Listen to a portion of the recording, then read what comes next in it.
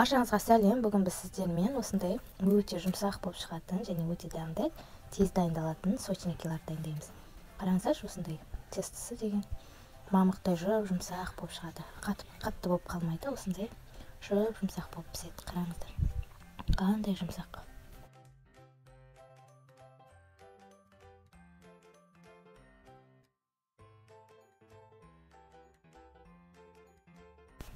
Ол үшін бізге құрамдары да өте жеңіл және тез дайындалады, уақытыңыз көп кетпейді және өте дәмді. Ол үшін ең бірінші таза ыдысымызға сары майымызды салып аламыз. Бөлме температурасында болу керек. Барлығымызға пышақтың көмегімен кесіп аламыз. Барлық толық нұсқаларды төменге жазып кететін боламын. Мінекей, осылайша майымызды салып аламыз.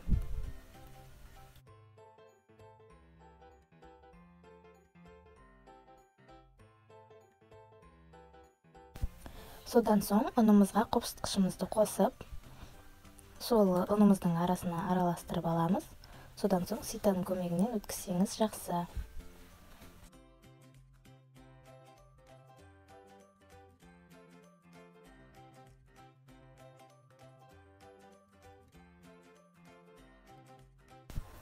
Мінекей, осылайша ұнымызды саламыз да, қолымыздың көмегімен майымызбен ұнымызды біркелкі болғанша қолымыздың көмегімен осылайша араластырып отырамыз. Бізде песочный тесто шығуы керек.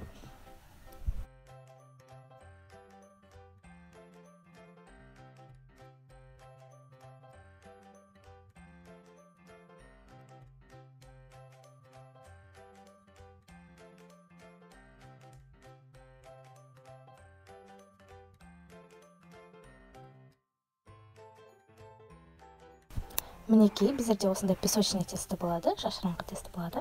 Ендігі кезекте қаймағымызды саламыз. Содан соң жұмыртқамызды саламыз.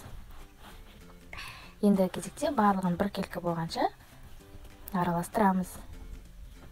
Бізде біркелкі қолға жабыспайтын жұмсақ қамыр пайда болуы керек.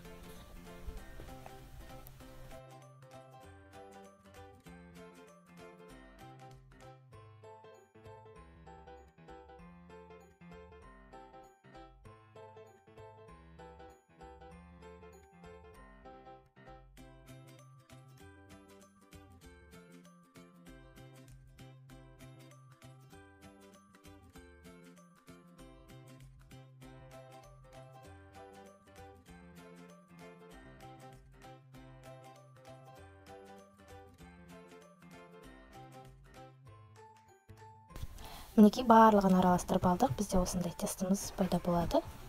Начинкамыз творог болады және творогымызды аламыз. Егер менде үйдің творогы, сондықтан секерді көп саламын, өйткені ашылау болып келеді, сондықтан секерді көп саламын. Егер сіздерде массовый творог болса, ол көп секерді қажет етпейді. Соның өзімен де жасай беруге болады. Мінекей, осылай творогымызға қаймағымызды саламыз, секерімізді саламыз және жұмыртқамызды салып, барлығын біркелкі болғанша араластырамыз. Біздің массамыз тым сұйық болып кетпеуі керек. Барлығы біркелкі болғанша араластырып отырамыз. Мінекей, осындай қоймалы жың болу керек, тым сұйық болмауы керек. Әйтпесе барлығы ағып кетеді. Келесі кезекте тестімізді аламыз да, осылай колбаса сияқты етіп, рулет сияқты етіп қолымыздың көмегімен жаямыз.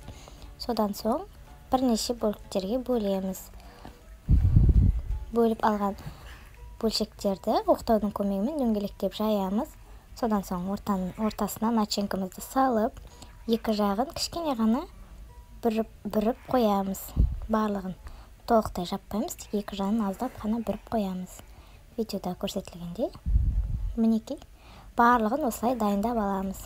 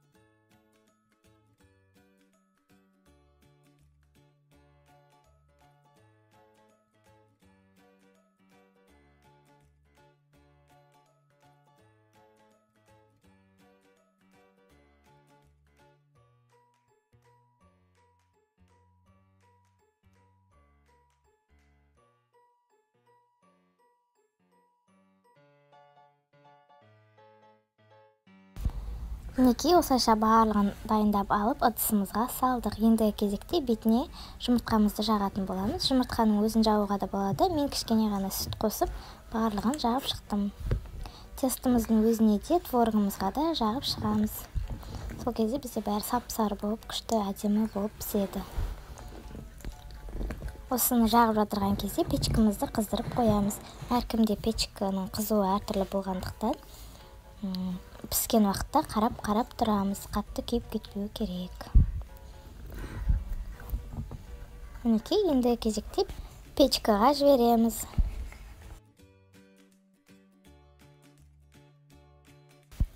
Мінекей, осылайша біздің сочнигіміз дайын болады.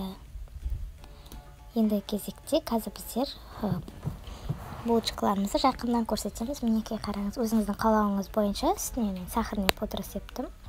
Ол міндетті емес. Мінекей, қараңыздар, күшті аппетитті болып тұр. Әдемі болып шығады еще. Жұмсақ. Қазір қамырын қараңыз, қандай жұмсақ болып шығады.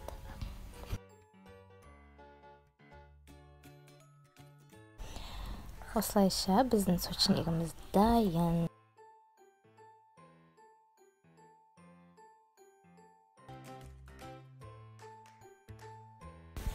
Егер де менің видеом сізге ұнаған болса, видеомды соңына дейін қараған болсаңыз, хотя бы лайк басып кетулеріңізді сұраймын.